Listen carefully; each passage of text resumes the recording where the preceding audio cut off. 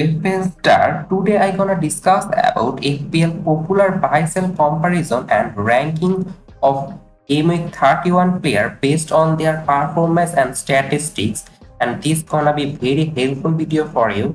So before starting, if you are new in this channel, please subscribe this channel. Now let's start.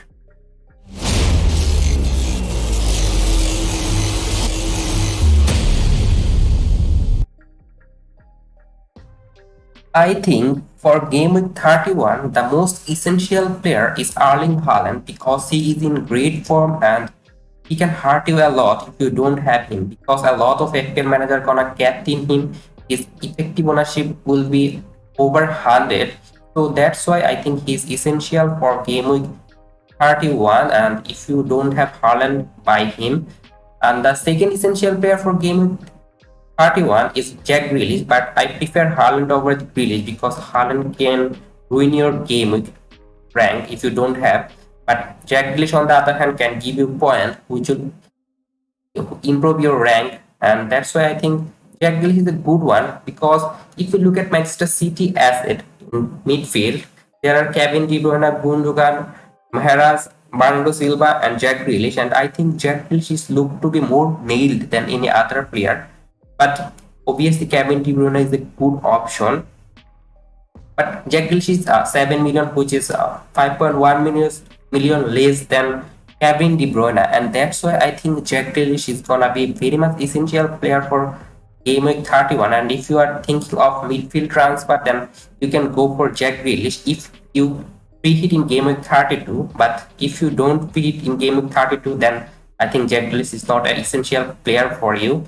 But if you are not preheating in Game Week 32, the essential player for it is Martinelli, because if you look at his Game Week 31 fixture, it's West Ham away, and Game Week 32 is Southampton home. So, very good fixture for Martinelli, who is in great form, and I think he looks to be more nailed player for Arsenal.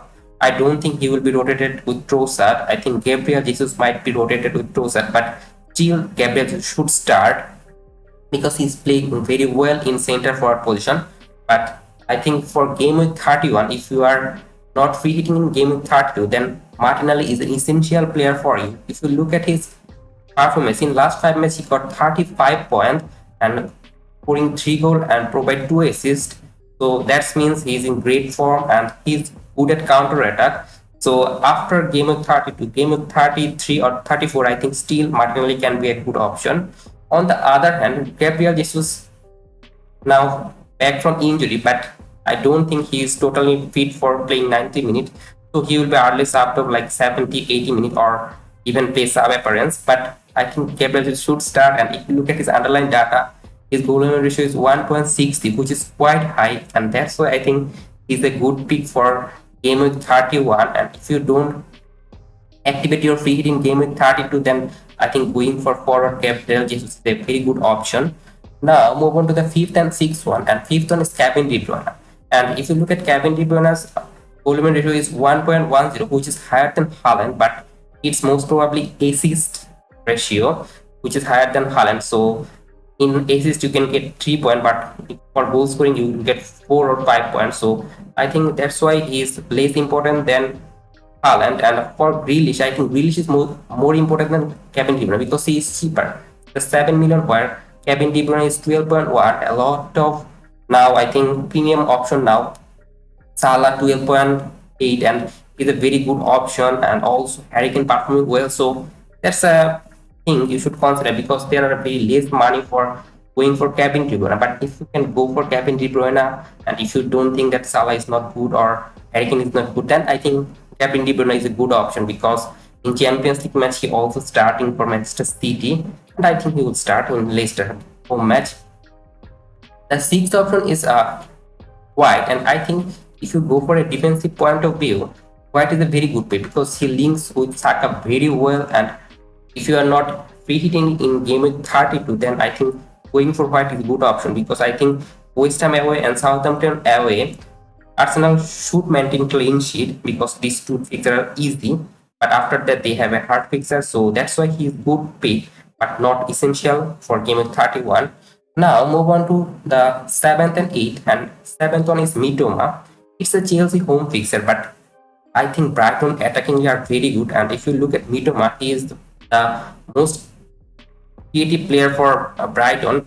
If you look at his performance in last 5 matches, he provide 3 assists, and he is the main goal threat for Brighton. He is most exciting player also because he dribbles a lot, and in the left wing he can damage any player of opponent. So I think that's why you can go for Mitoma. But if you are going for a player who have Chelsea away, it's not an ideal one.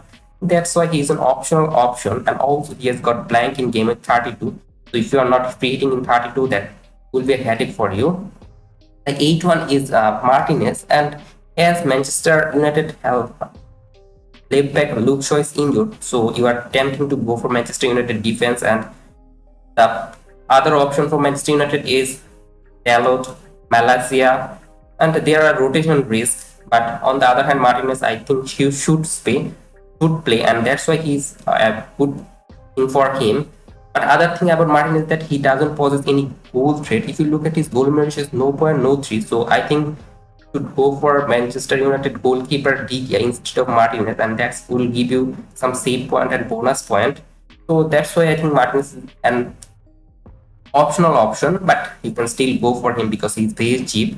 Now move on to the ninth and 10th position, and a lot of FPL manager buying Fabian Schär for game week 31.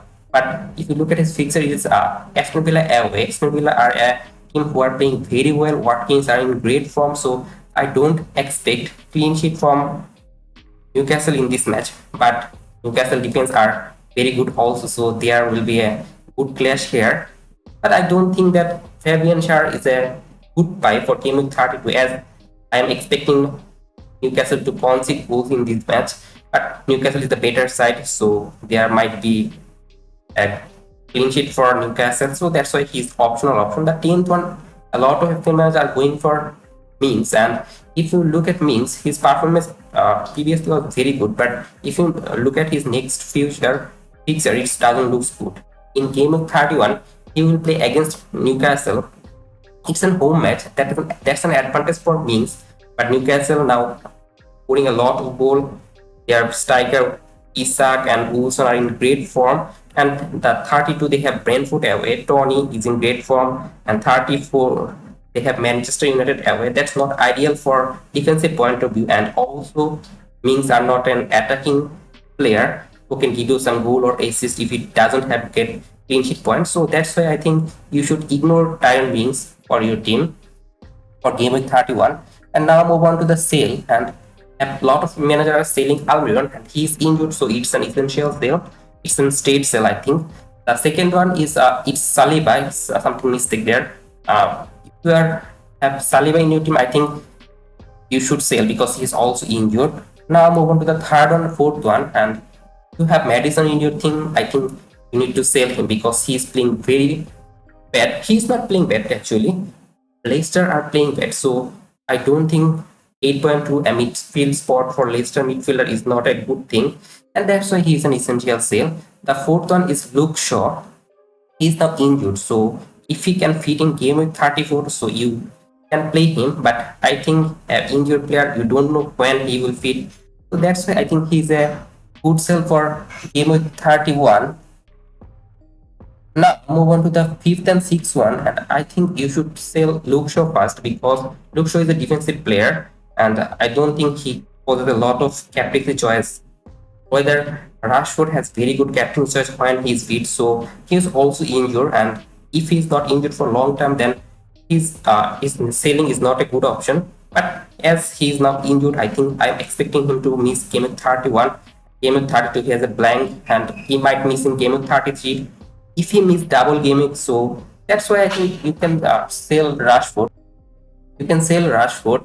And the sixth one is Odegaard. Odegaard are not performing well. Arsenal team is performing very well, but Odegaard are not performing, so he has not possessed any goal threat. Like his goal ratio is 0.35, which is not good. So that's why I think you should sell Odegaard.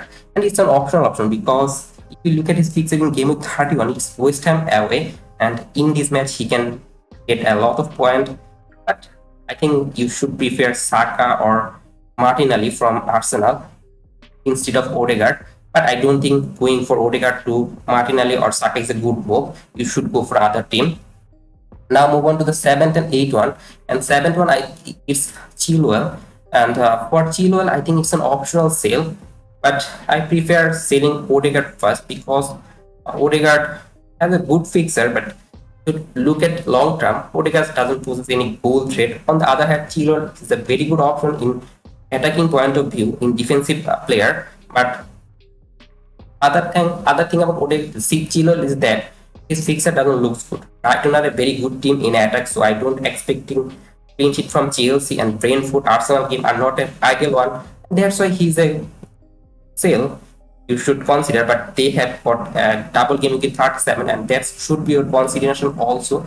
So that's why I think Chilwell is a sale is optional. The 8 one is Tony, and if you look at Tony, he has got 9 yellow cards. So if he get 1 yellow card, he will be banned, and that's a harmful thing for Tony. But other than his fixture looks good, Wolves away, Aston Villa away, home is good fixture, and he's also in good form. So that's why I think you should hold Tony. And if you are selling Tony, it's an optional option. You can sell him for Harry Kane or Haaland if you don't have any other route. So you can sell Tony, but it's optional. Now move on to the 9th and 10th one, and it's Bruno Fernandes. A lot of FPL managers are selling Bruno Fernandes because he is playing very deep, but I think now he will play advanced because Eriksen is fit and also Casemiro is out of suspension, so he will be back, and that's why I think Fernandes will be playing in attacking midfielder or writing position, and that's why I think Fernandes is a ignore sell. You should ignore this kind of sell. And on the other hand, Saka has a very good fixture in game of 31 and 32. So why are you selling Saka? And that's no brainer. And that's why you should ignore this kind of sale, because Saka can harm you a lot if you sell him game of 31. But if you don't have Saka, then I don't think it's a must buy. And that's all for today. If you enjoyed this video, please like this video. And if you are new in this channel, please subscribe this channel. And don't forget to press the bell icon.